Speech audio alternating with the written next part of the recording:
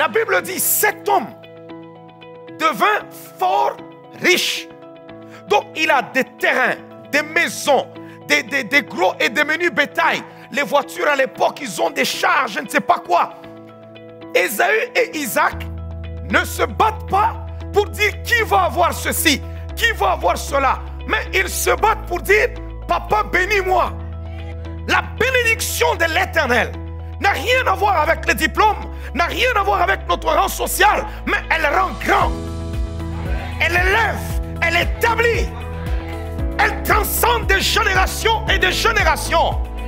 J'ai une bonne nouvelle pour toi. Même si tu ne viens pas d'une famille extraordinaire, tu peux ne pas être sans diplôme, mais si tu as la bénédiction de l'Éternel, tu réussiras. Regarde ce qui se passe même à ton salut. La Bible dit, béni soit Dieu qui nous a bénis de toutes sortes de bénédictions spirituelles dans le lieu céleste. Mais quand tu te retrouves en Christ, le diable te fait croire que non, tu es sauvé, mais la richesse n'est pas une bonne chose. C'est pour les païens. Il ne faut pas parler de la prospérité. La prospérité est une mauvaise chose. Non, le salut en Christ est total. Ce matin, je déclare que la bénédiction du Dieu d'Abraham, du Dieu d'Isaac, du Dieu de Jacob sera sur ta vie au nom de Jésus-Christ. Et encore une fois, en ce jour, nous allons partager la parole du Seigneur. Ne prenons pas coutume de nous habituer à la présence de Dieu et à s'absenter à l'église. Il faut avoir la coutume d'être dans la présence du Seigneur. Et en ce jour, la semaine passée, je parlais d'un enseignement puissant que j'ai donné sur toujours au commencement. Comme on est dans le premier mois, j'ai parlé du commencement, j'ai parlé de la création des premiers versets de Genèse. Et là, j'étais en train de parler de Dieu qui a créé d'abord la lumière. Donc, un homme qui est dans le ténèbre, c'est un aveugle. Et un aveugle, quelqu'un qui ne voit pas de lumière, ne peut pas planifier, ne peut rien voir, ne peut même pas voir son futur. Tout est noir. C'est pour cela qu'il y a certaines personnes qui font la dépression parce que tout est toujours noir autour d'eux. Ils ne voient jamais que le meilleur viendra aujourd'hui ou demain. Et je parlais de la séparation aussi de la lumière avec les ténèbres, qu'il faut briser la puissance de la confusion dans ta vie. Si tu veux aller loin, tu veux prospérer, il faut briser l'esprit de la confusion. Et j'ai parlé aussi que le pouvoir de l'appréciation, l'homme, Dieu vit que cela était bon. Dieu a apprécié. Tu ne sauras pas protéger quelque chose si tu ne l'apprécies pas. Tu ne seras pas donné de la valeur à quelque chose si la chose n'est pas appréciée. Commence d'abord à apprécier ce que Dieu fait, ce que Dieu t'a donné, ce que Dieu a déposé dans ta vie. Si tu commences d'abord par apprécier, c'est en ce moment-là que tu vivras encore des grandes choses. Amen. Et quatrièmement, c'était quoi? Ouais, de l'atmosphère. Et tu ne peux pas prospérer si l'atmosphère n'est pas correcte. Il faut changer son atmosphère. Hein? Et puis, on a l'environnement. Donc, c'est très, très, très important. Il faut se séparer des gens qui enveniment la situation, qui ne croient pas en nous, qui bloquent. Il y a même certaines personnes qui ne parviennent pas à aller loin dans la vie tout simplement parce qu'ils sont mal entourés. Mais aujourd'hui, je vais toujours parler des événements, des choses qui se passent au commencement. Mais ce matin, je suis en train de vous parler de beaucoup plus. Je ne suis pas toujours au commencement. Mais mon sous-thème, c'est la bénédiction. Amen. Alléluia. La bénédiction. Je veux que tu poses d'abord la question à ton voisin, es-tu béni? Vous entendrez toutes sortes de réponses avec orgueil. Oui. Je suis béni, je suis enfant de Dieu. Les autres vous diront, je suis enfant du roi des rois. Les autres font faire des déclarations terribles. Mais quand tu regardes cet enfant du roi des rois qui se trouve à tes côtés,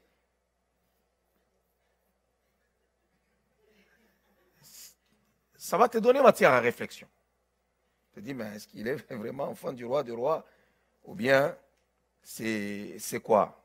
Alors, lorsque je prends ma Bible, je lis ma Bible, je comprends plusieurs choses. Je commence à comprendre avec le Saint-Esprit, avec l'Éternel. Malgré que Dieu prend lui-même le soin de former le premier homme Dieu ira le former de la poussière de la terre. Le premier homme, c'est Dieu qui ira le façonner. Adam ne s'est pas créé lui-même ou n'a pas été façonné lui-même.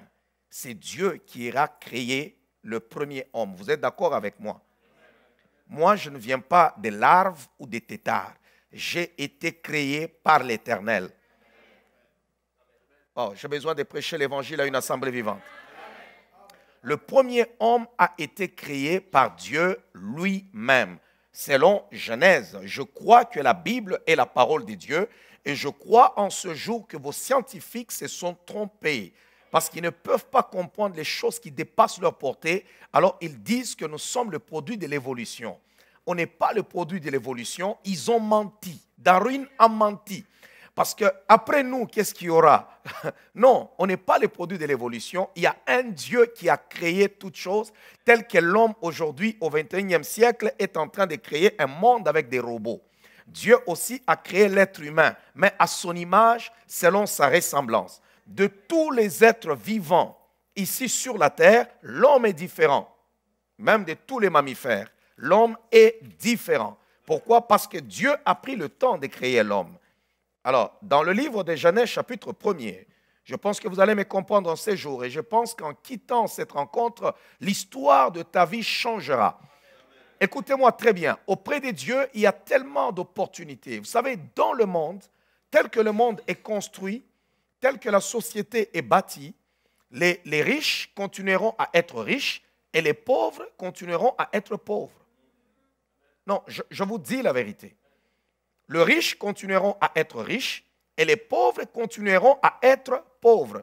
Rares sont des pauvres qui pourront sortir, ils sont vraiment à compter. Mais dans le royaume de Dieu, quand tu arrives comme ça, tu entres, le Seigneur te offre aussi l'opportunité de goûter à ce que les autres aussi ont déjà obtenu. Alléluia! Alors, dans le livre de Genèse chapitre 1er, on commence au verset 27, même jusqu'au verset 26, on commence par là. C'est très important. Je veux d'abord que tu dises à ton voisin, je veux que tu sois réellement béni. Vous savez, ce qui tue les chrétiens aujourd'hui, c'est le semblant et un orgueil inutile. Quand tu le regardes comme ça, il y a des gens qui sont semblables à un échantillon de la malédiction, mais ils vous disent, je suis béni. Il y en a, quand tu le regardes, tu te dis, mais écoutez, où est la bénédiction? Ils sont plus pauvres qu'un renard des champs. Même l'herbe des champs est plus magnifique. Mais cependant, la personne a seulement une forte déclaration dans la bouche. Je suis enfant du roi, je suis cela. Mais en réalité, il n'y a rien qui se passe. Mais aujourd'hui, cet enseignement et ce culte va changer l'histoire de ta vie. Comprenez-moi bien. Puis Dieu dit, faisons l'homme à notre image, selon notre ressemblance, et qu'il domine sur les poissons de la mer, sur les oiseaux du ciel, sur les bétails, et sur toute la terre et sur tous les reptiles qui rampent sur la terre. Dieu créa l'homme à son image. Il les créa à l'image de Dieu. Il créa l'homme et la femme. Dieu les bénit. Malgré que Dieu crée l'homme, Dieu dit, il vient de moi. Mais Dieu prend le soin de le bénir. Il dit, je dois le bénir. La bénédiction, c'est quoi? La bénédiction, c'est une capacité, c'est un pouvoir. Ce sont des paroles relâchées. C'est ça la bénédiction. C'est des paroles qui sont relâchées. On prononce, mais des paroles qui ont une puissance, qui ont une force, qui influenceront la vie d'une personne. Alors, pour mieux faire, comment je définis la bénédiction? C'est une capacité déposée dans l'esprit qui te rend prospère à tous égards. Alléluia. C'est une capacité. Cette capacité, on la dépose en toi. Et ce qui fait que cette capacité maintenant te met au-dessus. Dieu a eu l'intention. Faisons l'homme à notre image, selon notre ressemblance, et que l'homme domine sur tout ce qu'il y a sur la terre, qu'il ait la prééminence. Mais Dieu dit, mais tout ce que j'ai comme bonne intention ne pourrait pas arriver si je n'active pas certaines choses. Alors là, Dieu ira activer la bénédiction. Donc, ce que Dieu touche, n'est-ce pas, qui est béni. Mais cependant, Dieu devait parler. Il devait proclamer. C'est la loi de la proclamation. Il devait proclamer. Et la Bible dit, Dieu les bénit. Et Dieu leur dit, soyez féconds, multipliez, remplissez la terre. D'abord, la bénédiction de Dieu se manifeste par la multiplication. Quand on parle de la fécondité, beaucoup de gens pensent seulement que non, c'est pour avoir des enfants. La fécondité n'est pas là seulement pour avoir des enfants. Être fécond, c'est se multiplier. Tu dois être capable, lorsque tu as une entreprise, que ce soit plusieurs entreprises. Lorsque tu as un ministère, que ton ministère se multiplie. Lorsque tu as l'argent, que ton argent se multiplie. Lorsque tu as quelque chose, que la chose se multiplie. Lorsque tu as une chose et qu'elle demeure seulement seule, en ce moment-là, tu es stérile. Oh, quelqu'un m'entend? Il faut qu'il y ait la multiplication. La multiplication ne s'arrête pas seulement à la maternité, parce que lorsqu'on lit ce verset, beaucoup de gens pensent que non, quand on parle de soyez féconds, c'est tout simplement aux gens qui doivent faire des enfants. Ah, le frère a 6 enfants, il a 7 enfants, il a 4 enfants, ça veut dire qu'il est fécond. Non, ce n'est pas seulement ça. Tu peux être là, tu as 5, tu as 6 enfants, mais en réalité, ce que tu as entre les mains ne prospère jamais. Alléluia. Alors, c'est très important de comprendre la bénédiction, que c'est une capacité qui est déposée dans l'esprit et qui te rendra prospère à tous égards. C'est une capacité. Quelqu'un peut dire capacité? Ouais, je parle bien ce matin. C'est une capacité. Alors, cette capacité-là travaille. Ça fait en sorte que tu avances. Ça fait en sorte que tu ailles de l'avant. Alors, si vous voulez bien comprendre la bénédiction, il faut étudier un homme dans la Bible, Abraham, qui est même le fondement de la bénédiction. Même quand nous parlons de la bénédiction, on dit de la bénédiction d'Abraham. Dans la Bible, on l'appelle la bénédiction d'Abraham.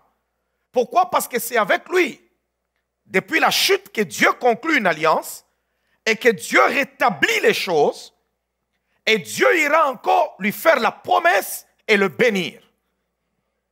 Et on voit sa postérité nager dans cette bénédiction. On le voit lui-même béni. Un individu est devenu comme un pays. Sur une terre étrangère, il avait une armée. Oh, je ne sais pas si quelqu'un me comprend. Drogui, est-ce que tu comprends ce que je te dis? Un homme qui s'en va sur une terre étrangère, il arrive là-bas faible, il se multiplie, il commence même à avoir une armée, une milice propre à lui. Il est allé attaquer les rois pour délivrer même son neveu Lot. Sans compter les serviteurs et servantes qu'il avait, on nous dit qu'il a seulement pris 300 nés dans sa maison. Un individu qui devient un pays. On voit un homme béni, on voit Isaac. Alors, lorsque je prends la Bible, je commence à lire la parole du Seigneur, je me rends compte qu'en Genèse, ce qui a tracassé beaucoup plus les patriarches, c'était la bénédiction. Wow. C'était la bénédiction. Vous savez qu'aujourd'hui, les gens dans l'église cherchent l'argent. Si je disais ce matin, je priais pour les gens pour qu'ils puissent être millionnaires, vous allez voir les gens se tenir debout rapidement. Priez pour moi, homme de Dieu, que je devienne aussi millionnaire. Priez pour moi pour que je fasse ceci. Mais les patriarches ne cherchaient pas l'argent, ils cherchaient la bénédiction. Ce qui me frappe, c'est que Dieu n'a jamais donné de l'argent à Adam. Dieu n'a pas dit à Adam, tiens ceci, tu seras milliardaire. Non, Dieu l'a béni. Oh, quelqu'un peut dire amen. Dieu a béni Adam. Quelqu'un peut dire, Seigneur, bénis-moi. Jésus, bénis-moi. Bénis-moi, Éternel. Écoutez-moi, Église de Dieu. Il y a un verset qui me frappe beaucoup dans le livre toujours de Genèse. Je vous ai dit que nous parlons du commencement. Qu'est-ce qui s'est passé au commencement? Au commencement, je n'ai pas vu Abraham se disputer pour dire, je vais avoir l'argent. Mais cependant, il demande la bénédiction. Lorsque vous lisez tous les patriarches, ils cherchent la bénédiction. Ils ne cherchent pas l'argent, la bénédiction d'abord matérielle. Ils ne cherchent pas le matériel. Ne confondez pas le matériel à l'argent, et plutôt à la bénédiction. tous ces gens qui circulent, qui sont multimillionnaires, ils ne sont pas forcément bénis. Il y en a, lorsque vous prenez leurs millions, ils ne prospéreront plus. Ils font même des crises cardiaques. C'est terminé. Mais si Dieu fait de toi un homme béni, où que tu ailles, ce qui est en toi produira tout ce que tu as perdu. Non, non, non, non, non, non. Quelqu'un peut acclamer le roi des rois.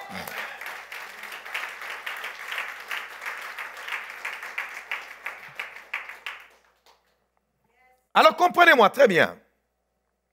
Dans le livre de Genèse, je vois beaucoup plus les patriarches ne pas courir derrière l'argent, mais les patriarches en train de chercher la bénédiction. Je veux ce matin que tu cherches la bénédiction. Lorsqu'on cherche le miracle, on n'a pas besoin de 1000 formules. Pour obtenir un miracle, il faut croire et prier. C'est juste la foi et tu obtiens le miracle. Pour obtenir la bénédiction, je n'ai pas juste besoin de croire, mais ça me demande l'effort. Quelqu'un comprend? Alors comprenez une chose, dans le livre de Genèse, qui est le livre de la sémence, depuis le premier homme, on l'a béni. Il y a eu tout ce qu'il y a eu dans le jardin d'Éden, et Dieu ira renouveler son alliance encore avec l'homme, qui s'appelle Adam, et plutôt Abraham. Et il y a eu des promesses extraordinaires. Je vais y revenir pour qu'on se comprenne très bien. Mais cependant, je vais d'abord lire avec vous dans le livre de Genèse chapitre 26. On va comprendre l'importance de la bénédiction dans la vie d'une personne. L'importance. Pourquoi les patriarches accordaient tant d'importance à la bénédiction? Genèse chapitre 26 au verset 12. Genèse 26, le verset 12. La parole de Dieu déclare: Isaac s'aima dans ce pays et il recueillit cette année le centuple, car l'Éternel le bénit. Ta façon de prospérer ira étonner le monde, parce que quand Dieu te bénit, il ne va pas avec des petites mesures. Ce qui se passe dans ta vie sera inhabituel. Là où tout le monde récolte 10, toi tu récolteras 100. Parce que tu seras béni. Là où tout le monde meurt, toi tu vivras. Parce que tu seras béni. Même s'il y avait crash d'avion, tout le monde pourra mourir. Mais toi, on te retrouvera vivant assis sur ton siège. Parce que tu es un homme béni. Waouh. Waouh, waouh, waouh, waouh. Isaac s'aima dans ce pays. Et il recueillit cette année le centuple, car l'Éternel le bénit. Alors comprenez d'abord très bien.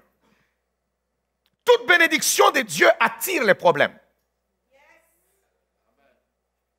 Ce n'est pas pour rien qu'on nous dit il s'aima dans ce pays. Parce qu'on précise bien, il était sur une terre étrangère.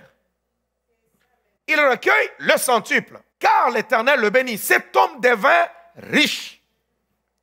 Et il alla s'enrichissant de plus en plus.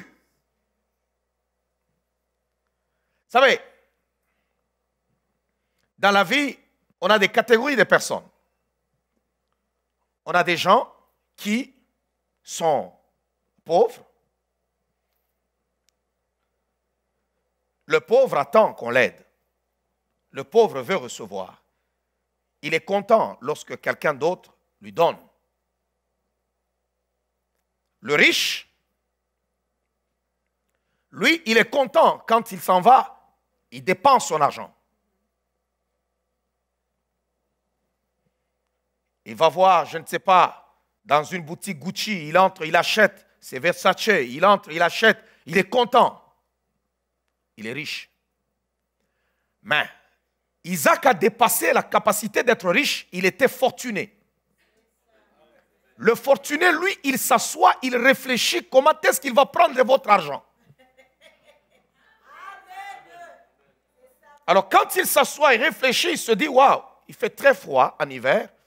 Qu'est-ce que je dois faire pour que ces gens-là ne puissent pas avoir trop froid? Alors, il crée une chose, il a les moyens.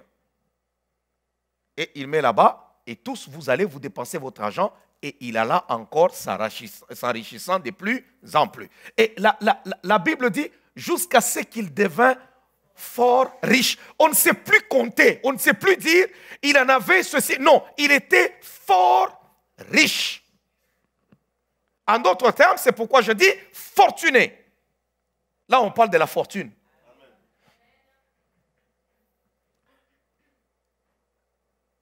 Il avait des troupeaux de menus bétail, des troupeaux de gros bétail, un grand nombre de serviteurs. Aussi les Philistins lui portèrent envie. C'est là que je suis arrivé à dire, la bénédiction de l'Éternel attire les problèmes. Maintenant, écoutez, nous sommes au chapitre 26. On nous dit comment il a beaucoup d'argent. Au chapitre 27, Isaac appelle ses enfants pour dire, écoute Ésaü, je ne connais pas le jour de ma mort. Je vieillis, mais je désire te bénir. Va, chasse du gibier. Fais-moi aimer comme j'aime. Apporte-le-moi, afin que mon âme te bénisse. Les fils du patriarche ne se battent pas pour la fortune de leur père. Non, est-ce que vous pouvez comprendre ça? La Bible dit, cet homme devint fort riche. Donc, il a des terrains, des maisons, des gros et des menus bétail. Les voitures à l'époque, ils ont des chars, je ne sais pas quoi. Ésaü et Isaac ne se battent pas pour dire qui va avoir ceci, qui va avoir cela. Mais ils se battent pour dire, papa, bénis-moi.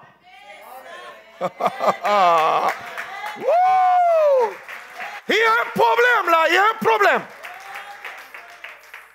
Mais écoutez, ce qui est naturel, ce qui est normal, c'est d'aller se battre pour dire non, qui aura ceci, qui va rester dans la maison de notre Père, qui prendra cette villa-là, qui ira prendre ce domaine. Ces serviteurs obéiront à qui? Où est le testament? Le testament où il est? Non, je m'en fous du testament. J'ai besoin de la bénédiction.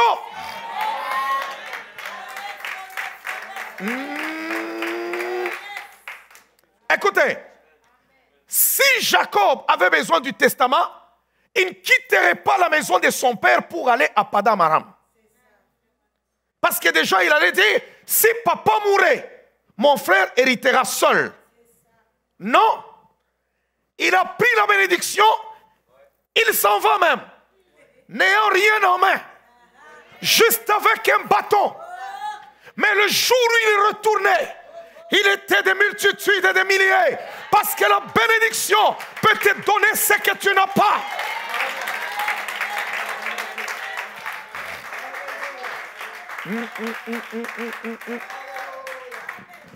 Quelqu'un peut dire, Seigneur, bénis-moi.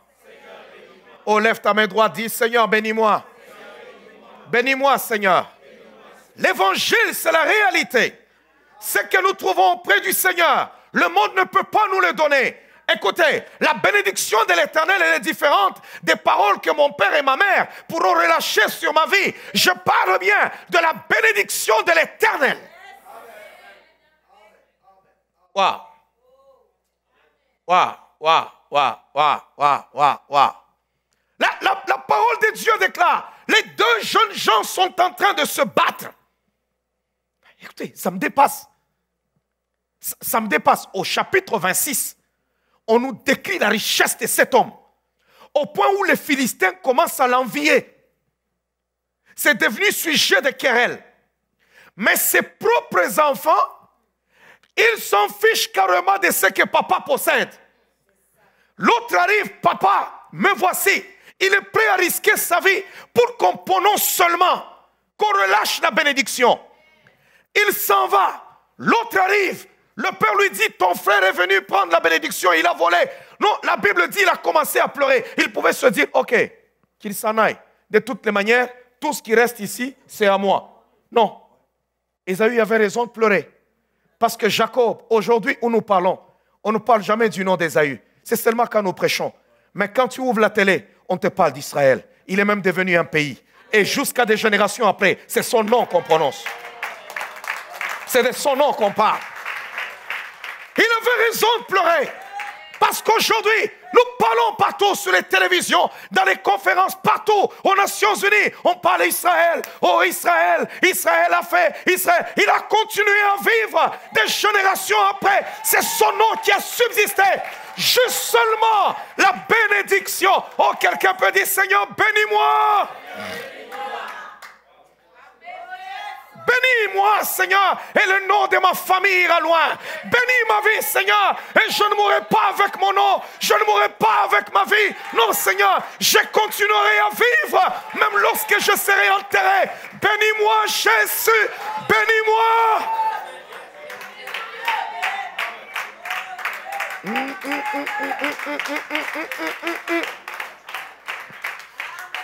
Quelqu'un peut dire, Seigneur, je n'ai besoin de rien. J'ai juste besoin de la bénédiction. Juste besoin de la bénédiction. Est-ce que vous savez, vous avez peut-être l'opportunité de grandir dans une famille où un père ou une mère vous a légué la richesse ou qui a des moyens. Mais écoutez-moi très bien, ton père peut mourir et il meurt avec toute votre richesse.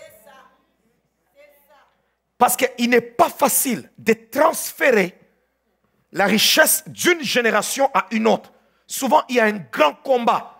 C'est pour cela que quand vous rencontrez les gens, ils vous diront « Mon père avait les moyens. » Mais quand il n'est plus, c'est terminé.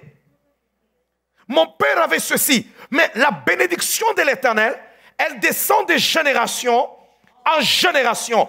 Elle se transmet. Regardez. Je prends l'exemple de Joseph en Égypte. Joseph est en Égypte. Il a ses enfants. Un vieillard qui est assis. Un vieillard qui marchait à peine. Lui, il avait tout. Il gouvernait toute l'Égypte. Mais il amène ses enfants pour dire non, mon père, bénis-les.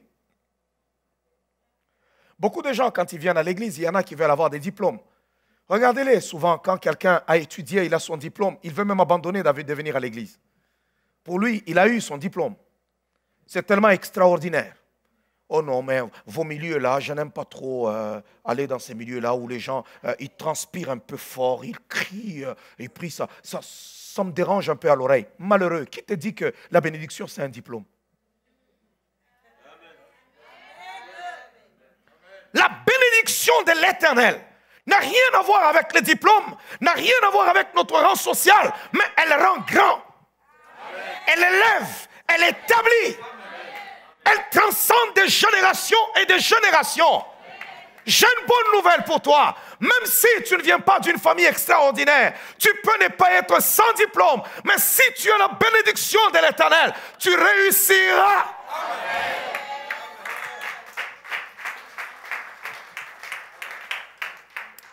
Non. Ton amen ne m'encourage pas. Ton amen ne m'encourage pas. Alléluia. Est-ce que quelqu'un peut dire encore amen très fort? Ton amen ne m'encourage pas. Je suis en train de dire une parole très forte ce matin. La bénédiction, elle est forte.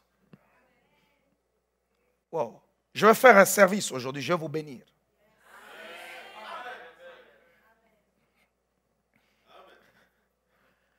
Les gens confondent aujourd'hui. Regardez dans l'église. Vous savez que même dans l'église aujourd'hui, les gens s'entretuent pour $100, pour $1000, pour $10,000. Vous n'avez jamais vu des églises qui se sont séparées? Il y en a même qui en arrivent au cou.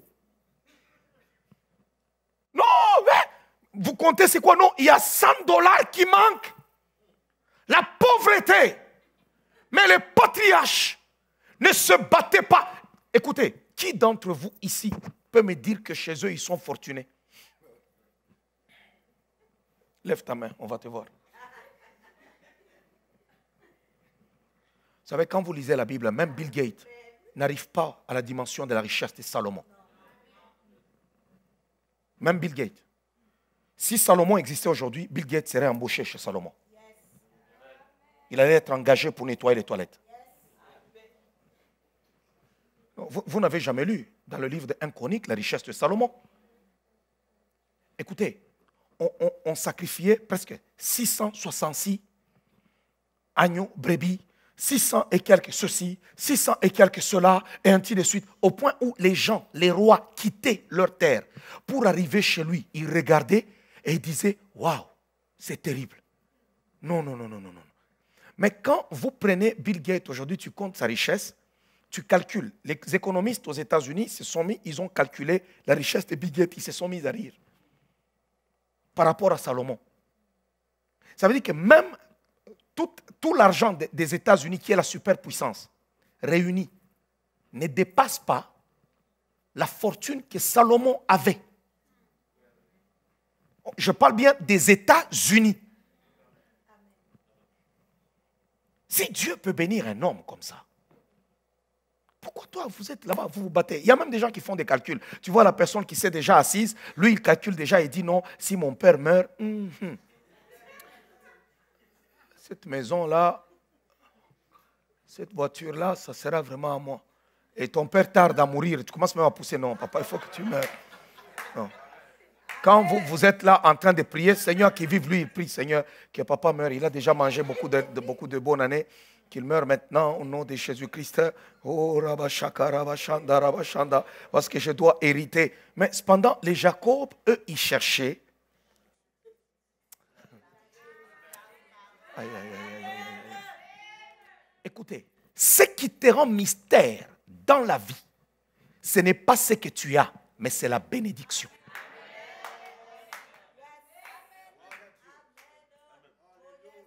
Oh, quelqu'un m'entend? Quelqu'un m'entend? Je vais d'abord lire avec vous l'histoire d'Abraham au premier verset et au Genèse chapitre 12. Genèse chapitre 12. Et on va comprendre très bien. On a mal enseigné la bénédiction dans l'église. Les gens pensent que la bénédiction, c'est l'argent. Non, il y a des païens qui ont l'argent, mais ils ne sont pas bénis. Il y a même des gens qui ont escroqué pour avoir ce qu'ils ont, mais ils ne sont pas bénis. C'est pour cela que tu portes envie sur les autres, c'est parce que tu n'es pas béni. Aujourd'hui, en quittant ces lieux, ce sont des gens, tes collègues porteront envie sur toi.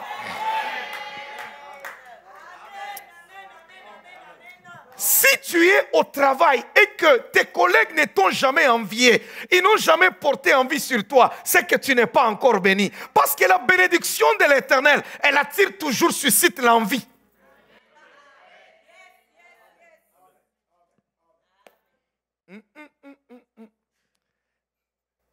L'Éternel dit à Abraham, va-t'en de ton pays, de ta patrie et de la maison de ton père dans le pays que je te montrerai. Je ferai de toi une grande nation. Quelqu'un peut dire grande nation. Tout ce que Dieu fait est grand. Tout ce que Dieu fait est grand. Dieu ne fait rien de petit. Tout ce qu'il fait est grand. Alors ce qu'il doit réaliser dans ta vie doit être grand. Oh. Est-ce que quelqu'un m'entend? Il y a une différence entre être grand et être célèbre. Ton nom peut être connu, mais cependant, il n'influence en rien. Un grand, c'est quelqu'un, ton nom devient grand et ton nom influence. Ça veut dire que tu peux prendre ton téléphone, tu parles seulement et c'est terminé. Le problème est réglé. Alors, quand Dieu veut rendre ton nom grand, il utilise lui-même voies et moyens. Alléluia. Il utilise lui-même voies et moyens. Ça peut ne pas te plaire. Mais il utilise voies et moyens. Je me souviens, la fois passée, j'étais en train de parler.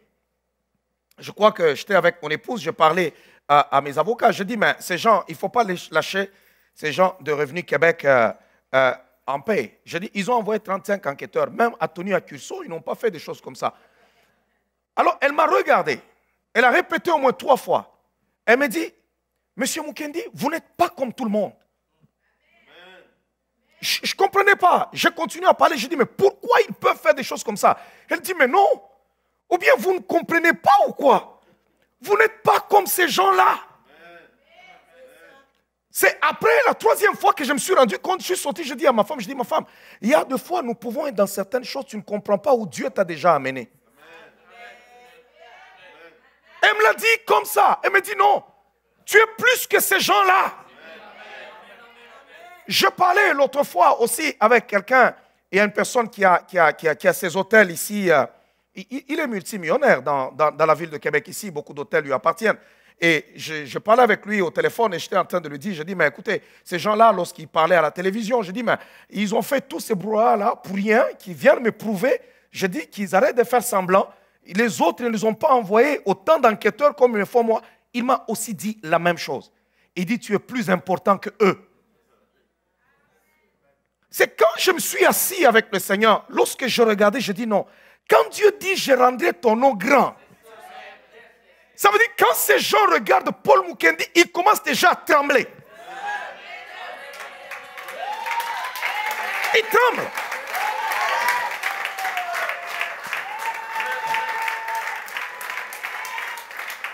Donc on s'assoit, on regarde, on se dit non, il ne faut pas envoyer un enquêteur. Là-bas, il faut envoyer 35. Allez-y. Alors ils viennent là-bas. Hey! Ils sont en ligne, je pense qu'ils sont en ligne en train de me suivre.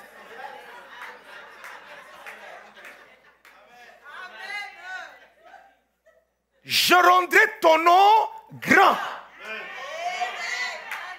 Il y a des combats qui n'appartiennent qu'aux grands.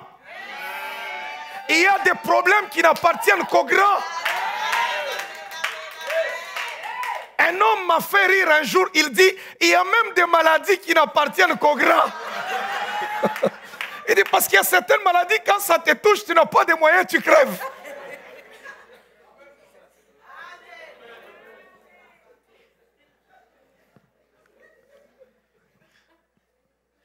Alléluia. Je pense que là où les gens sont, ils se posent la question, on a bloqué ses comptes. Mais ils continuent à payer les avocats. Ils continuent à vivre. Comme si on... Ça s'appelle la bénédiction de l'Éternel. De l'Éternel.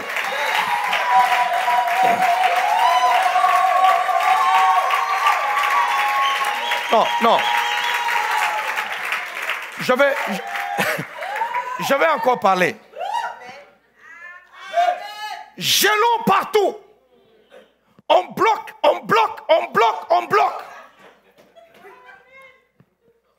Le monsieur est là. On a cru que non, on va le voir maintenant au palais de justice seul. Pour dire, je ne suis plus capable de me représenter. Non, pas dans ce monde. Pas dans ce siècle.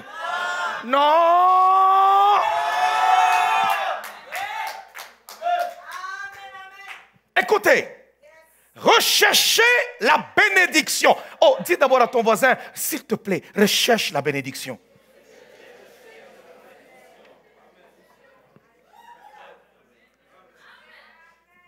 Tu ne peux pas avoir la bénédiction de l'Éternel et ne pas obtenir ce qui est meilleur. La bénédiction de l'Éternel te donnera seulement ce qui est meilleur.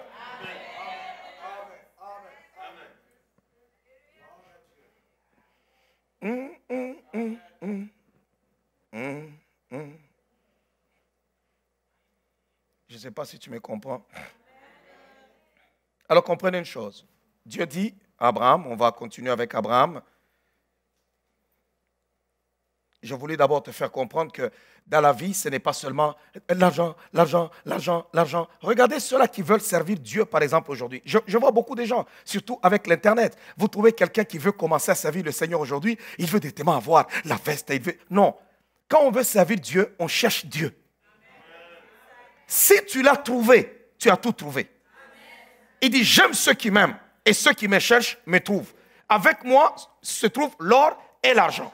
Ça veut dire que si tu trouves l'Éternel, tout le reste te sera donné. Maintenant, il y a une autre chose. C'est que quand on croit en Jésus-Christ, la Bible dit qu'il nous a bénis de toutes sortes de bénédictions spirituelles dans le lieu céleste. Tu dois courir pour aller rechercher la bénédiction. Isaac n'a pas béni Jacob juste une fois.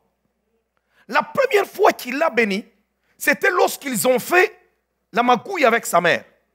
Et la deuxième fois, il l'appelle maintenant. Il dit non, parce que je ne veux pas que cette bénédiction-là soit mélangée, soit tachetée un peu de la fraude. Bon, maintenant, je vais te bénir moi-même bien. Allez, viens ici. Il le met à genoux. Il le bénit. Et Jacob sort et il s'en va. La troisième fois qu'on bénit encore Jacob, bien aimé, Jacob a reçu la bénédiction. Il quitte chez son beau-père avec des moutons, avec des brebis. Mais il arrive en chemin, l'ange vient le voir.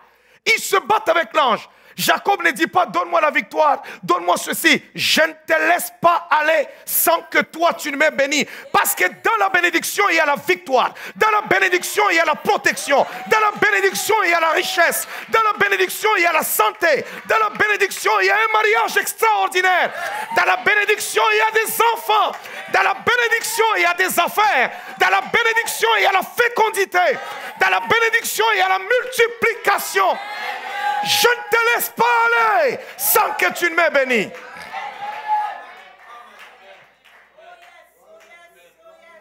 Wow. Je ferai de toi une grande nation. Quelqu'un peut dire, fais de moi un grand. Là où tu es, tu te dis le nom de ta famille, peut-être qu'on te connaît seulement par tes proches que tu as déjà enregistré dans ton téléphone. Toi, lorsqu'on tape même sur Google, on ne peut pas te retrouver. On va voir juste une affaire bleue qui va amener directement sur ta page Facebook. Et en dehors de ça, il n'y a rien. Écoutez-moi, non, je suis très sérieux.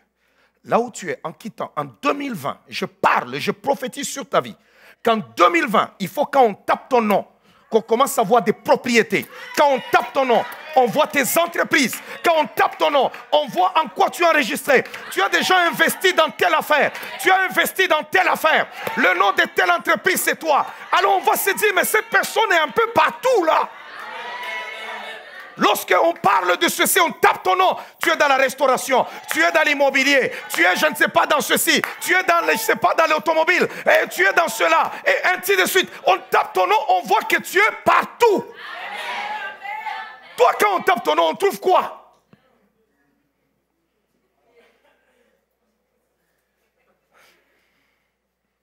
On trouve quoi?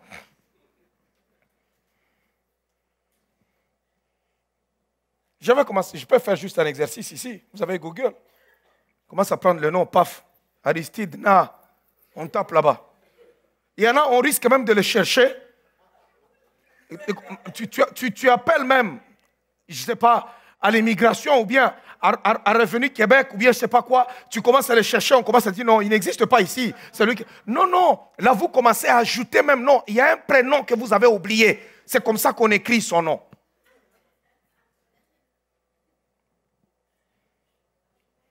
Il y en a même sur ta rue, on ne sait pas que tu existes. Mais tu vis là, ça fait 5, ça fait 10 ans. Mais on ne sait pas que tu existes.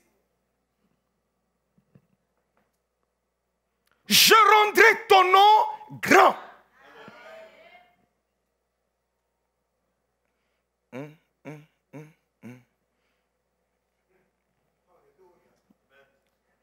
Je ferai de toi... Non, je reprends d'abord. Je ferai de toi une grande nation. Et je te bénirai. Je rendrai ton nom grand. Oh, quelqu'un peut prophétiser sur son nom pour dire, Seigneur, rends mon nom grand.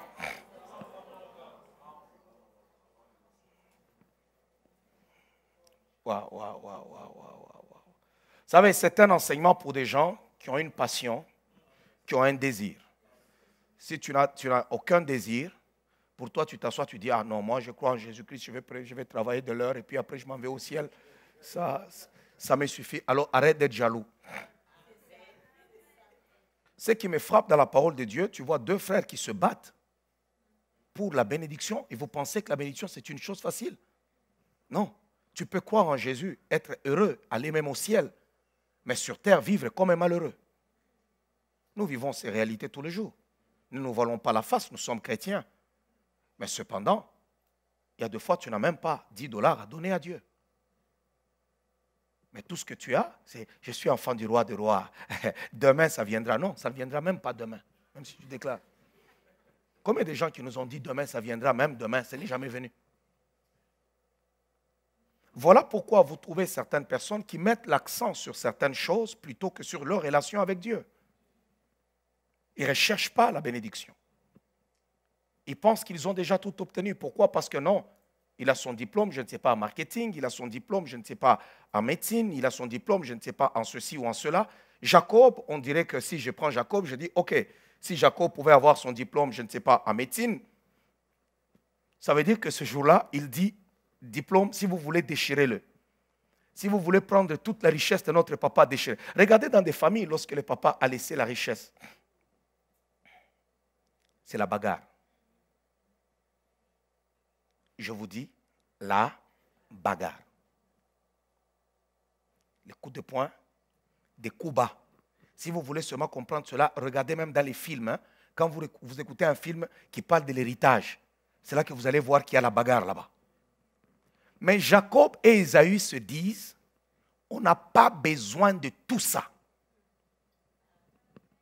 Tout ce dont on a besoin, c'est la bénédiction.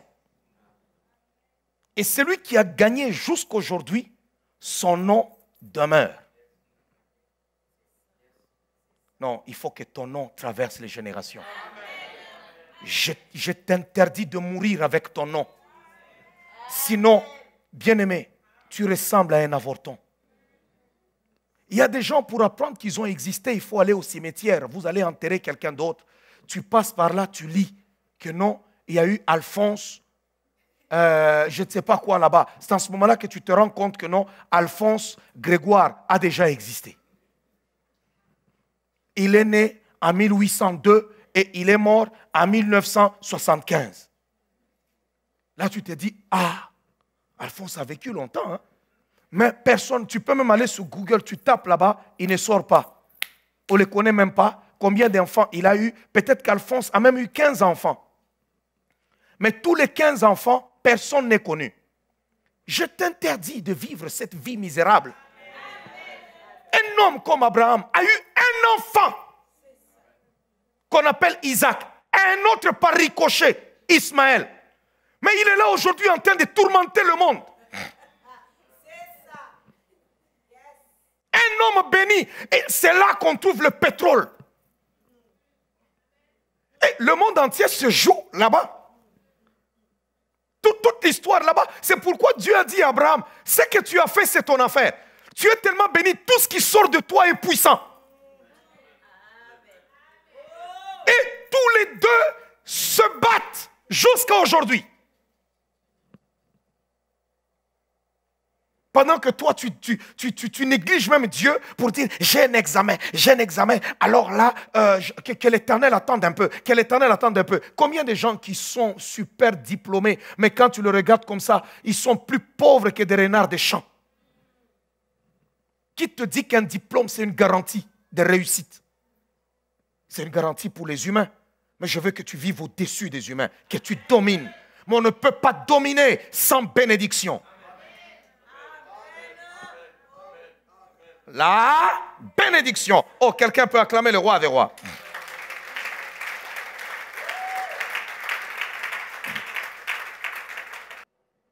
Écoutez, Église. Tu ne peux pas accepter dans ce monde de vivre et de passer. Tu as vécu, on t'a enterré, et puis c'est fini. Waouh.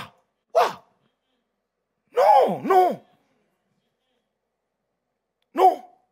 Est-ce que vous pensez que même les générations des générations après, c'était Émile qui racontait, il disait qu'à l'école, je pense que leur professeur, je ne sais pas de quoi, qui pouvait leur donner un cours et on voulait leur donner, je ne sais pas, sur la religion, sur de quoi, et la vidéo qui passait là-bas, c'était la vidéo de quand je fais la démonstration de la puissance. Hein? La démonstration de la puissance. Maintenant, quand il regarde celui qui joue au clavier derrière, c'est Émile.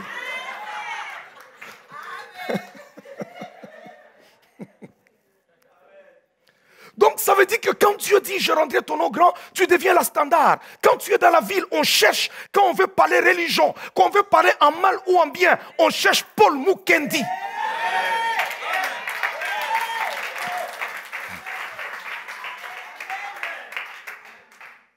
Waouh, Dieu est fidèle. Il y a des moments où tu dis, Dieu, tu as dit, tu rentres dans le nom grand, tu ne sais pas c'est comment, non. Prépare-toi aussi. que tu sois en affaires, que tu sois en ceci, aie des nerfs solides.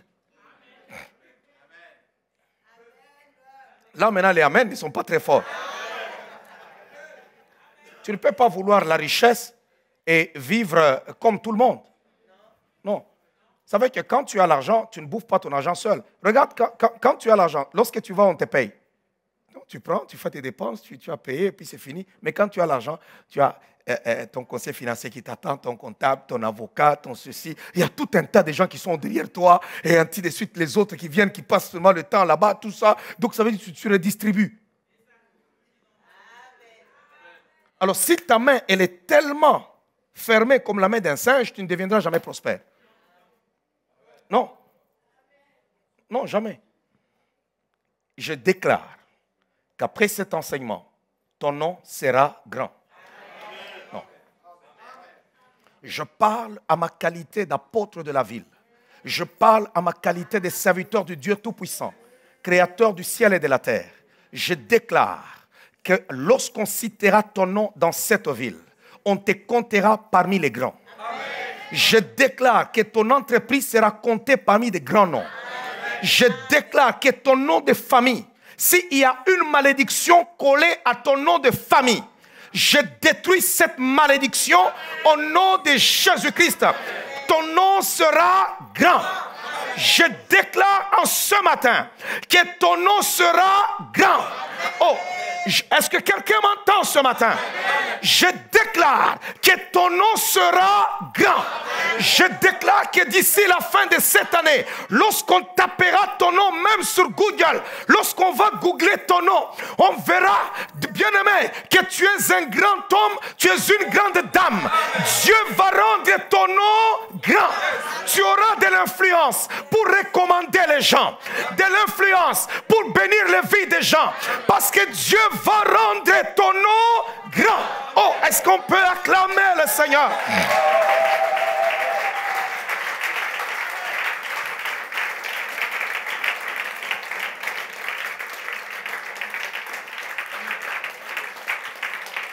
Waouh, waouh, waouh. Waouh, waouh, waouh, waouh. Nous pouvons nous asseoir. J'étais la fois passée, je crois que c'était un jeudi avant que je vienne prêcher, je vois des gens qui étaient, c'était des hauts magistrats qui venaient du Congo et ils étaient en mission de service ici. Ils étaient au moins un nombre, je crois, c'était 4 ou 3 hein? 3, ouais, ils étaient 3 et ils sont venus, ils ont demandé à me rencontrer. Lorsqu'ils sont entrés, ils m'ont rencontré dans mon bureau, juste, je les ai reçus quelques minutes, ils ont dit non, nous on travaille là-bas, on est au hauts magistrats de ton pays, nous suivons tout ce qui se passe ici, nous te soutenons. Oh, bien-aimé, je n'ai jamais été ému comme ces jours-là. Et dit, nous te soutenons. Je dis, waouh. L'autre dit, non, je voulais te serrer ma main. Il dit, toucher juste ta main. Il dit, on te regarde, on te voit à la télévision. Et avec tout ce qui se passe, ton Dieu est avec toi. Non. Je dis, quand Dieu rend ton nom grand. Ok, on va continuer. Laissez-moi prêcher. Tu seras une source. Écoutez, c'est là qu'il faut comprendre. Dans la vie, tous on n'est pas source. Il n'y a qu'une source. Tu dois savoir que des fois, certaines personnes, lorsque tu te colles, viens, lorsque tu te colles à eux, ça te permet de vivre et aussi de devenir prospère. C'est comme Lot. Lot n'était pas une source. La source, c'était Abraham. Mais le fait que Lot était avec Abraham, Lot a commencé à devenir prospère. Il a commencé aussi à devenir riche. Mais l'erreur de Lot, c'est de croire qu'il était aussi la source. Il devient grand, il décide de se séparer d'Abraham, et c'était la fin de Lot. Il est allé même perdre sa femme. Alors il faut comprendre, chaque être humain n'est pas une source.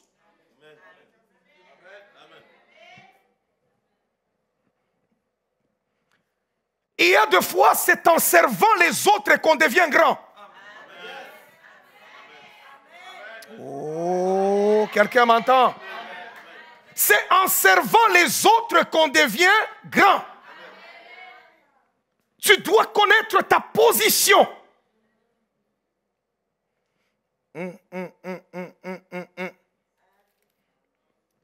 On continue la lecture. Je bénirai. C'est là que toute bénédiction d'Abraham attire les problèmes. Dieu ne l'a pas oublié. Je bénirai ceux qui te béniront. Et je maudirai ceux qui te maudiront. Pourquoi? Il y a toujours des gens qui s'élèveront pour chercher à te faire la guerre, pour te combattre, pour te maudire. Et laisse-moi te dire que je les maudirai, je les combattrai. À cause que tu as la bénédiction, tu auras toujours la victoire. C'est ce qu'il veut dire. Toute bénédiction d'Abraham, la bénédiction de la Bible attire les combats. Dis à ton voisin, n'aie pas peur des combats. Non, dis-le encore, n'aie pas peur des combats. N'aie pas peur, n'aie pas peur, n'aie pas peur, ne tremble pas, ne tremble pas. Ne tremble pas. Il y a des gens, ils tuent seulement au travail, tu commences à monter. Et puis après, tu as tout simplement ton collègue qui commence à regarder, il te regarde, tu commences à dire, je vais changer d'emploi. Moi, je ne comprends pas. Je vais quitter cet endroit. Non. Non. C'est là que tu seras grand. Ce n'est pas parce que les hommes te détestent que tu seras incapable de prospérer. Écoutez, on fait la guerre comment dans cette ville? La guerre, on ne se fait plus maintenant en bas, non. C'est à la télé, c'est à la radio, c'est partout. Mais je prospère. Dans cette ville. Et c'est dans ce moment de combat où je deviens même fécond et on cherche à établir encore un ministère encore à Montréal. Wow.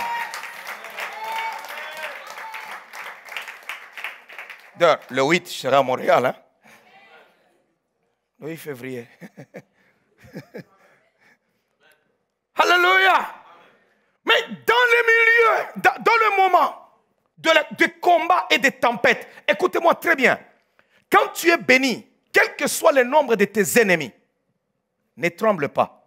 Parce que tu es béni. Oh, quelqu'un peut dire, je suis béni. Je suis béni. Maintenant, regardez. Dieu, dans le livre de Genèse, je suis toujours au commencement. On est en train de parler du commencement. Genèse chapitre 15.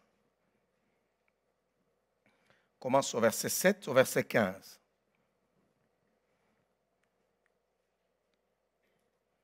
Je vais d'abord te rassurer là où tu es. N'aie pas peur de l'adversité, n'aie pas peur des combats. Les combats arriveront aussi dans ta vie. Tu auras des ennemis. Tu auras des gens qui chercheront à te pourrir la vie, à te détruire, à faire en sorte que ton entreprise ferme, que tu ne puisses pas exister. Ne rentre pas tout tremblant. Bien-aimé, si Dieu t'a déjà béni, il t'a déjà béni. La Bible dit que c'est la bénédiction de l'Éternel qui enrichit. On ne dit pas que c'est l'argent, mais c'est la bénédiction de l'Éternel qui enrichit. Ne cherche pas l'argent, mais cherche la bénédiction de l'Éternel. Non, cherche la bénédiction de l'Éternel. Et je suis en train de te dire, il faut chercher avec qui faire équipe dans la vie. Wow. Quelqu'un m'entend? Vous faites une association d'amis, vous êtes là, vous avez des amis qui ne sont connus ni dans leur rue, qui ne sont connus ni dans le pays où ils vivent, qui ne sont connus ni, je ne sais pas par qui, mais ce sont eux qui remplissent ton répertoire. Non, à un moment donné, tu dois dire au Seigneur, Seigneur, change aussi mon environnement. C'est important. L'Éternel lui dit encore, je suis l'Éternel qui t'a fait sortir d'Ur en Chaldée pour te donner en possession ce pays. Abraham répondit, Seigneur éternel, à quoi connaîtrais-je que je le posséderai? L'Éternel lui dit, prends une génisse de 3 ans, une chèvre de 3 ans, un bélier de 3 ans et une tourterelle et une jeune colombe. Abraham prit tous ces animaux, les coupa par les milieux et mit chaque morceau l'un vis-à-vis de l'autre, mais il ne partagea point les oiseaux. Les oiseaux de proie s'abattirent sur les cadavres et Abraham les chassa. Au coucher du soleil, un profond sommeil tomba sur Abraham et voici une frayeur et une grande obscurité vint l'assaillir. Et l'Éternel dit à Abraham, sache que tes descendants, là il commence à parler avec lui, tes descendants seront étrangers dans un pays qui ne sera point à eux. ils y seront asservis et on les opprimera pendant 400 ans. Mais je jugerai la nation à laquelle ils seront asservis et ils sortiront ensuite avec des grandes... Ils sortiront avec quoi? Des vélos? Les mains vides? Non. Ils sortiront avec des grandes richesses. Maintenant, regardez, lorsque Abraham commence à négocier, plutôt Moïse commence à négocier la sortie des enfants d'Israël. Commence à négocier, selon Exode, chapitre 10, 9 à 11. Et puis on va sauter 24 à 26. Donc, chapitre 10, le verset 9 à 11, et puis chapitre 10, 24 à 26. Dans le livre d'Exode. Chapitre 10. Commence le verset 9 à 11. La parole déclare, Moïse répondit, nous irons avec nos enfants et nos vieillards, avec nos fils et nos filles, avec nos brebis et nos bœufs, car c'est pour nous une fête en honneur de l'Éternel. Pharaon leur dit que l'Éternel soit avec vous, tout comme je vais vous laisser aller, vous et vos enfants. Prenez garde, car le malheur est devant vous. Non, non, allez, vous les hommes, et servez l'Éternel, car c'est là ce que vous avez demandé. Et on les chassa de la présence de Pharaon. Verset 24 jusqu'au verset 26, vous allez voir que Moïse est en train de négocier maintenant leur sortie. Et là, la situation devient difficile. Pharaon dit, je vais vous libérer, vous les hommes, partez. Et Dieu précise dans le livre de Genèse qu'ils sortiront avec des grandes richesses. Mais Pharaon est en train de refuser de leur laisser leur richesse. Il y a des gens qui ont mal négocié leur salut en Jésus-Christ. Ils sont sauvés, mais cependant, ils sont pauvres. 24 dit, Pharaon appela Moïse et dit, allez servir l'Éternel. Et il n'y aura que vos brebis et vos bœufs qui resteront. Et vos enfants pourront aller avec vous. Est-ce que quelqu'un me comprend? Ça, c'est la négociation. Regarde ce qui se passe même à ton salut. La Bible dit, béni soit Dieu qui nous a bénis de toutes sortes de bénédictions spirituelles dans le lieu céleste. Mais quand tu te retrouves en Christ, le diable te fait croire que non, tu es sauvé, mais la richesse n'est pas une bonne chose. C'est pour les païens. Il ne faut pas parler de la prospérité. La prospérité est une mauvaise chose. Non, le salut en Christ est total. Le salut, il est total. Comment on peut propager l'évangile tout en étant pauvre? Comment? Comment pourriez-vous vivre heureux même dans vos maisons tout en étant pauvre, misérable? Dans ce monde actuel, comment pouvez-vous envoyer vos enfants dans des grandes universités tout en étant pauvres? Pose juste la question à tous ces jeunes gens qui sont à l'université, qui viennent étudier, qui n'ont pas à payer comme étant des citoyens canadiens. Combien ils déboursent pour leurs études? Combien? Allons-nous vivre dans un monde où vous allez subir? Ce sont les autres qui étudient dans des bonnes universités et vos enfants ne sont même pas capables de se payer des universités sous prétexte que la prospérité ne nous appartient pas. Pharaon leur dit, allez-y, vous pouvez aller, mais laissez vos richesses. Beaucoup de gens sont sauvés, mais ils ne sont pas bénis. Ils ne sont pas bénis. Ce matin, je déclare que la bénédiction du Dieu d'Abraham, du Dieu d'Isaac, du Dieu de Jacob sera sur ta vie au nom de Jésus-Christ. Je déclare que tout ce qui est meilleur sera l'objet de ta vie. Ce qui est meilleur sera l'objet de ta famille. Ce qui est meilleur sera l'objet de tes enfants. Ce qui est meilleur sera l'objet de ta maison. Ce qui est meilleur entrera dans ta vie. Je le déclare à ma qualité de serviteur du Dieu Tout-Puissant. Est-ce que vous pouvez comprendre ce que je viens de lire avec vous. Dieu a promis 400 ans avant qu'ils sortiront avec de grandes richesses. Mais ils négocient leur sortie. Mais cependant, on leur dit, on vous laisse aller. Mais le diable est malin. Nous signons le contrat ici, vous partez. Vous ne rentrez plus, oui, nous voulons partir. Il y a des gens qui sont pressés pour certaines choses, mais ils oublient aussi ce qui est important. Le salut devient amer lorsque tous les jours nous devons nous pointer devant Dieu. Seulement, Seigneur, je dois payer ma maison. Jésus, mon hypothèque, Yahweh, l'hypothèque. Jésus, l'hypothèque. Moi, il dit non. À quoi nous sert cette liberté? Nous sommes libres, mais nous sommes misérables au désert. Nous resterons ici jusqu'à ce que tu nous donnes ce que notre Dieu nous a promis. Nous devons quitter ces lieux avec de grandes richesses.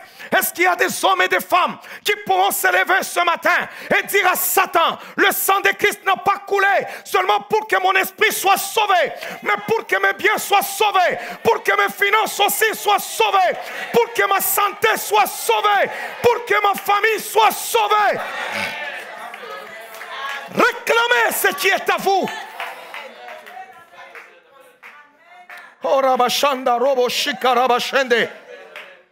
Ta sortie a déjà été négociée. Jésus a déjà payé cash. Non.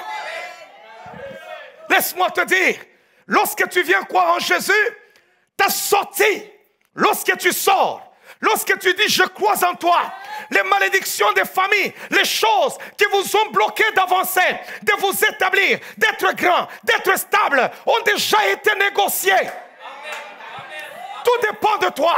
Lorsque tu es en train de parler à ce géant de famille qui est en train de terrasser tout le monde, tu dois le regarder droit dans les yeux, même s'il s'appelle Pharaon. Tu dois le regarder et lui dire, nous ne bougerons pas d'ici si tu ne me donnes pas ce qui m'appartient.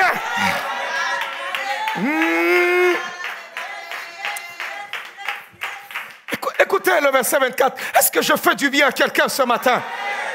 Et à des moments, nous avons mal négocié notre salut. On a cru en Jésus. On a juste accepté d'être rempli du Saint-Esprit. Mais dans le contrat, Père, tout est accompli pour sa richesse. Tout est accompli pour sa santé. Tout est accompli pour sa grandeur. Tout est accompli pour sa famille. Tout est accompli pour son avenir. Alors tu regardes le diable et tu dis, Satan, tu es un menteur.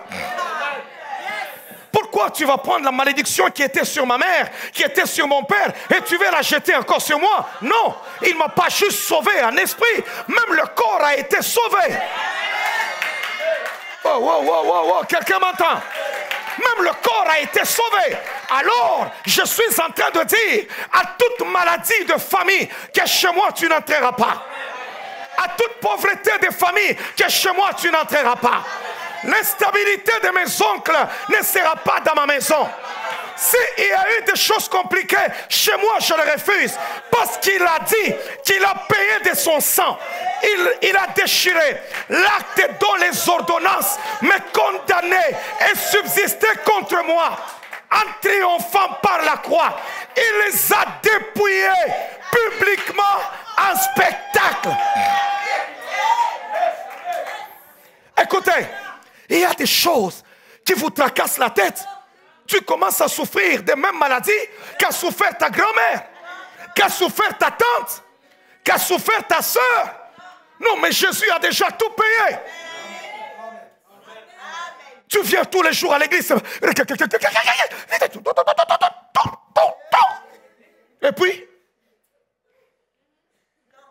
Et puis? Non, même ta promotion a déjà été négociée. Notre futur, c'est le passé de Dieu. Tout ce que nous devons vivre, Jésus l'a déjà accompli. C'est pourquoi il a dit, Père, tout est accompli. Alors s'il a déjà accompli, alors pourquoi tu vas continuer à être misérable? Non. Commence d'abord à dire, ma vie, je dois accomplir plus que mon Père. Je dois accomplir plus que ma mère. Je dois accomplir plus que ma famille. Je dois accomplir plus que tous. Oh. Quelqu'un m'entend, quelqu'un m'entend. Non, Dieu est tellement... Écoutez ce que Moïse, comment vous négociez mal, hein? Vous sortez, vous êtes seulement content, vous trouvez même des gens, oui, je suis content seulement, le salut, on ira au ciel. Et il y a des gens qui aiment l'exemple du pauvre Lazare avec le riche.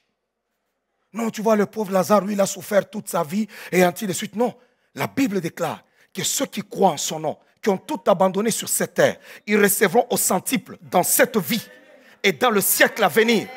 Dans la vie à venir, dans cette vie, au centuple. Et pendant que je parle, je déclare que tu posséderas les meilleures choses de cette ville, les meilleures choses de ce pays, les meilleures choses te seront données au nom de Jésus.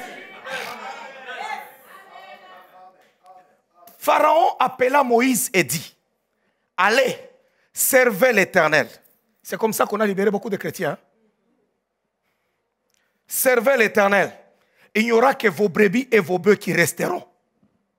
Et vos enfants pourront aller avec vous. Donc vous venez dimanche là-bas avec vos enfants. Vous êtes allons à la maison de Dieu. Vous êtes en train de partir là-bas. Oh Seigneur, accompagne-nous, nous allons à l'église monter. Et tu es là-bas, vous manquez de tout à la maison.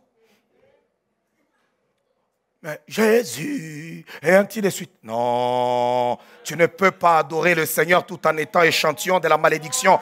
Oh, dis d'abord à ton voisin, refuse la malédiction. Refuse la pauvreté. Il dit, vous partirez avec vos enfants. Allez-y. Mais bien aimé, tu pars avec tes enfants pour aller leur donner quoi? Hein?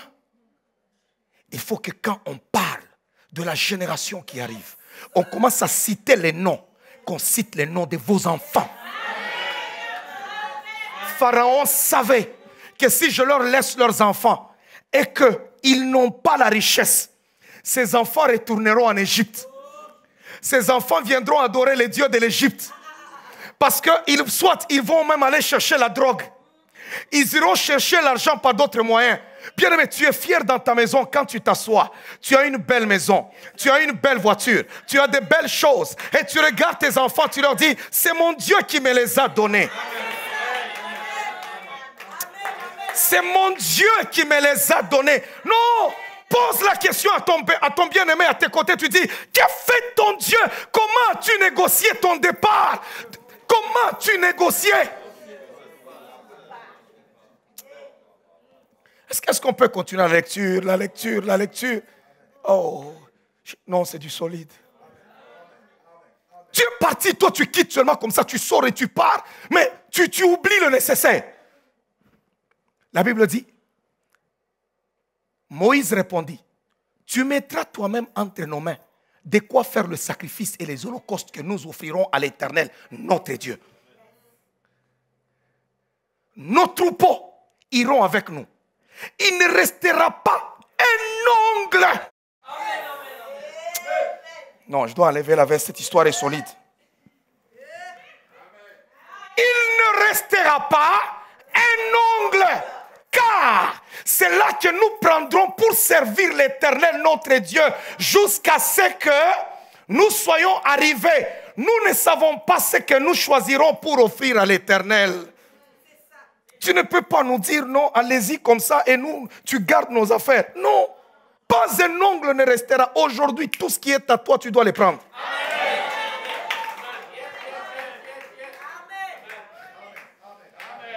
Vous trouvez des couples qui sont en train de se battre pour un $100 d'excédent que la femme avait dépensé. Réunion de famille. Toi, tu oublies que la fois passée, tu avais pris le $100. Le $100 là-bas, tu avais fait quoi? Tu avais fait quoi avec? Tu avais fait quoi avec? Non, une dispute comme ça. Je n'ai pas vu le patriarche en train de discuter sur des choses. Tu es allé juste acheter la viande, comme ça. La viande. Tu es passé comme ça, paf, tu as acheté derrière la viande. Il discute ça, $60. Et quand tu sautes là-bas, adorons. Nous sommes des enfants de Dieu. Oh, alléluia. Oh, Jésus. Non, Pharaon a déjà attrapé là-bas. Pharaon a déjà Il y a même des gens qui ont une mentalité où tu regardes comme ça, tu dis que celui-ci ne peut pas prospérer. Non. Vous trouvez la personne en train toujours... il y a des gens qui comptent l'argent à la toilette. Heureusement, aujourd'hui, nous avons des cuves avec des chasses-eau. Donc ça veut dire qu'il a le temps de récupérer. Si c'est tombé, il peut récupérer dans l'eau là-bas. Si c'est des toilettes là, aux fosses septiques, ça disparaît. Vous voyez quelqu'un qui sort de la toilette, qui est déjà fâché, mais vous ne savez pas pourquoi. Parce qu'il a fait tomber son argent.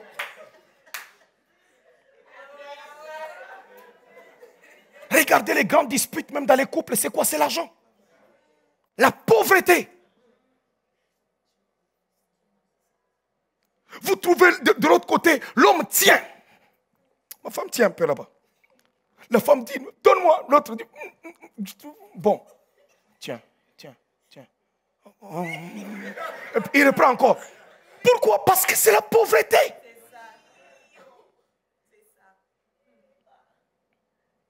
Dis à Dieu, Seigneur, bénis-moi. Oh, bénis-moi. Bénis-moi. Bénis-moi.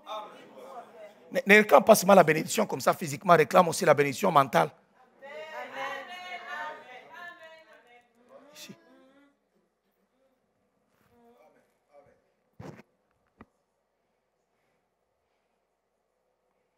Tu arrives là-bas, tu as déjà travaillé, tu as déjà fait ton argent, et puis tu arrives. Bah, ma femme, tiens, fais tes affaires. Gère ton histoire à la maison. Elle est là en train de gérer ses histoires. Et plutôt, bon, paf, il y a combien? 1000 $. Bon, ok. Tu l'as dépensé comment? Mais en réalité, tu ne m'as jamais donné. Nous les gérons à deux. Là, vous savez, bon, je crois que comme vous avez précipité les 12 journées prophétiques, je vais... Amen.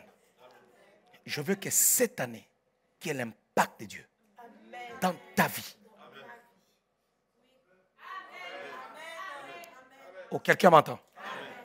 Écoutez-moi, je vous dis la vérité. Quand on a Dieu, la bénédiction descend sur notre tête. Je vous dis la vérité, on peut te faire la guerre, on ne te vaincra pas. Ta bénédiction n'est pas ton compte en banque. Non. Regarde ton voisin, dis-lui, la bénédiction, ce n'est pas ton compte. Parce que tes comptes, on peut les bloquer. Bien aimé, ils sont levés un matin, ils ont tout bloqué. Même tous les coins qui étaient dans la maison, les coins, ils ont tout pris, les coins là, même les sens. Tout est pris. Ils sont partis. Mais ils me voyaient tellement à l'aise. Ok, c'est bon. Ils sont tombés sur mes montres. Tout pris. Mais aujourd'hui, j'en ai encore beaucoup.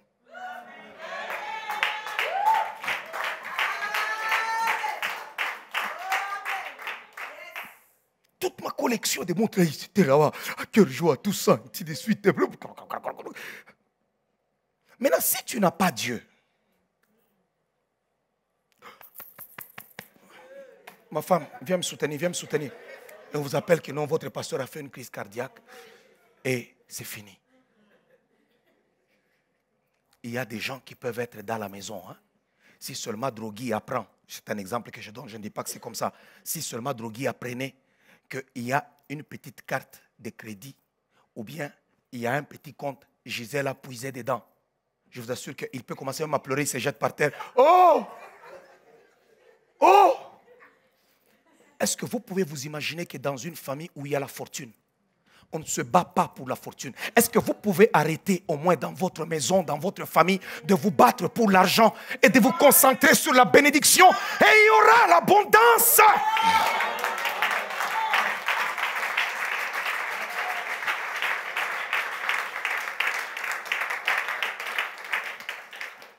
Waouh. Quelqu'un m'entend? Quelqu'un m'entend? Est-ce qu'on peut acclamer le roi des rois?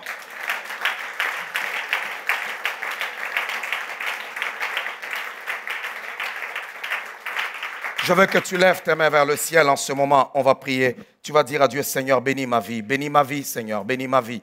Tu vas réclamer la bénédiction. Tu vas dire, Seigneur, bénis ma vie en ce moment, bénis ma vie. Bénis ma vie, bénis ma vie. Révolte-toi avec la prière. Je refuse de vivre comme un misérable. Seigneur, bénis ma vie. Je refuse de vivre comme un misérable. Lève tout simplement tes mains vers le ciel. Laisse la place à l'autre. Lève ta main vraiment vers le ciel. Lève-le vers le ciel. Père, telles que les mains sont levées,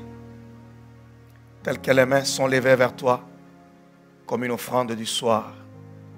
Je veux maintenant, Seigneur, en ce jour, que tu répandes aussi ta gloire sur tes enfants. Laisse dater, Seigneur, d'aujourd'hui, que quelque chose soit activé dans leur vie. Et je bénis ces 12 journées prophétiques, tendre Père, où tu viendras encore une fois déposer la bénédiction d'Abraham sur chaque vie. Père, je prie en ce jour, j'active les entreprises, j'active les finances, j'active les grandes choses, j'active ce qui est meilleur au nom de Jésus-Christ. Au nom de Jésus-Christ. Au nom de Jésus-Christ. Au nom de Jésus-Christ. Au nom de Jésus-Christ. Au nom de Jésus-Christ. Acclamons le roi des rois.